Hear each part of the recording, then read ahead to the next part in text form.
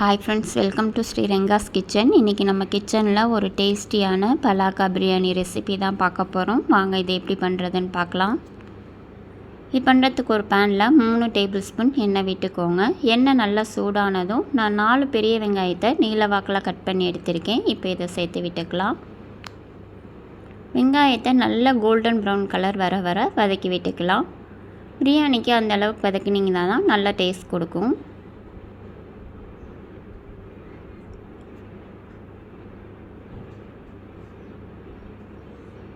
இப்போ பாருங்கள், golden brown colour வந்திருக்கு. இந்த அளவுக்கு நல்லா வதக்கி விட்டுக்கலாம். இப்போ இதிலேருந்து நம்ம கொஞ்சம் மட்டும் வெளியில் எடுத்து வச்சிடலாம்.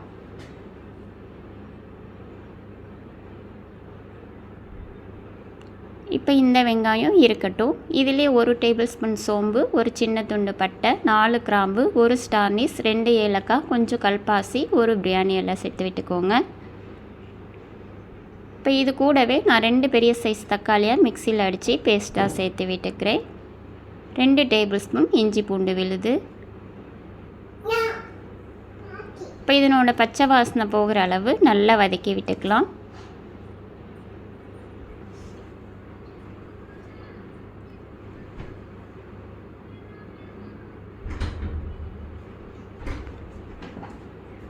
இப்போ இந்த ஸ்டேஜில் கொஞ்சம் புதினா எல்லாம் சேர்த்து விட்டுக்கலாம். அப்போ இன்னும் உங்களுக்கு நல்லா வாசமாகவும் டேஸ்டியாகவும் இருக்கும்.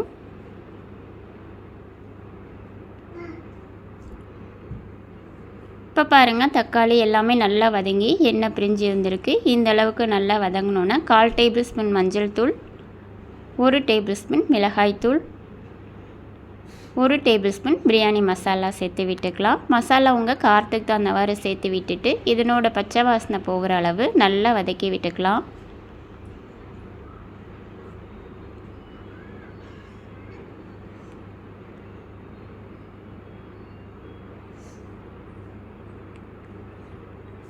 இப்போ நான் ஒரு சின்ன பிஞ்சு பலாக்காவை மேலே தோல் சீவிட்டு சின்ன சின்னதாக கட் பண்ணி கொஞ்சம் உப்பு, மஞ்சத்தூள் சேர்த்து வேக வச்சு எடுத்திருக்கேன். இப்போ இதை தண்ணி இல்லாமல் வடிகட்டி எடுத்துக்கலாம். இப்போ நம்ம வடிகட்டி வச்ச பலாக்காவை இதில் சேர்த்து விட்டுட்டு இதையும் ஒரு 2 நிமிஷம் நல்லா வதக்கி விட்டுக்கோங்க.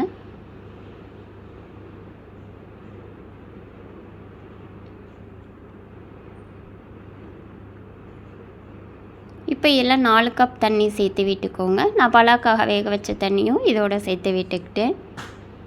இப்போ இதில் அரை எலுமிச்சம் பழத்தை சாறு புழிஞ்சு விட்டுக்கலாம்.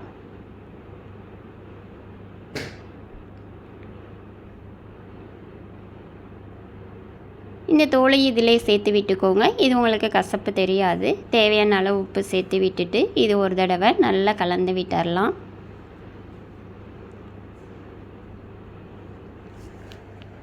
தண்ணி நல்லா கொதித்து வரணும், அதுவரை இது இருக்கட்டும். இப்போ பாருங்கள், தண்ணி நல்லா கொதித்து வருது. இந்த ஸ்டேஜில் நான் 2 கப் துளசி அரிசியை 1 மணி நேரம் போல் நல்லா ஊற வச்சு தண்ணி இல்லாமல் வடிகட்டி எடுத்திருக்கேன். இப்போ இதோட சேர்த்து விட்டுக்கலாம். ஒரு தடவை நல்லா கலந்து விட்டுருங்க. தண்ணி நல்லா கொதித்து அரிசியும் தண்ணியும் நல்ல லெவலுக்கு வரணும், அதுவரை இது இருக்கட்டும். இப்போ பாருங்கள், அரிசியும் தண்ணியும் நல்லா லெவலுக்கு வந்திருக்கு. இந்த ஸ்டேஜில் நம்ம ஃப்ரை பண்ணி எடுத்து வச்ச ஆனியனை இதோட சேர்த்து விட்டுக்கலாம். நீங்கள் வேணும்னா இது கூட கொஞ்சம் புதினா கொத்தமல்லி இலையும் சேர்த்து விட்டுக்கலாம் இந்த ஸ்டேஜில். இப்போ இது மேலே 2 வாழை இலையை இந்த மாதிரி வச்சிங்கன்னா இன்னும் நல்லா வாசமாகவும் டேஸ்டியாகவும் இருக்கும் பிரியாணி.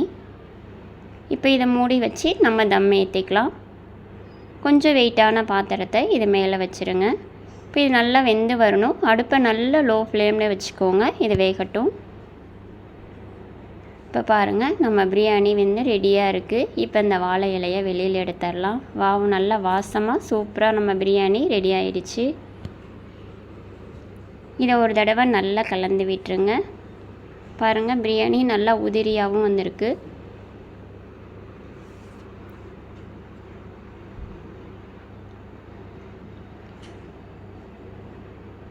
அவ்வளோதான், நம்மளோட டேஸ்டியான பலாக்கா பிரியாணி சூப்பராக ரெடி ஆகிடுச்சு. நீங்களும் இதே மாதிரியே உங்கள் வீட்டில் ட்ரை பண்ணி பாருங்கள். உங்களுக்கு இந்த வீடியோ பிடிச்சிருந்தா ப்ளீஸ் லைக் பண்ணுங்கள், ஷேர் பண்ணுங்கள், கமெண்ட் பண்ணுங்கள், மறக்காமல் சப்ஸ்கிரைப் பண்ணுங்கள். தேங்க்யூ ஃபார் வாட்சிங்.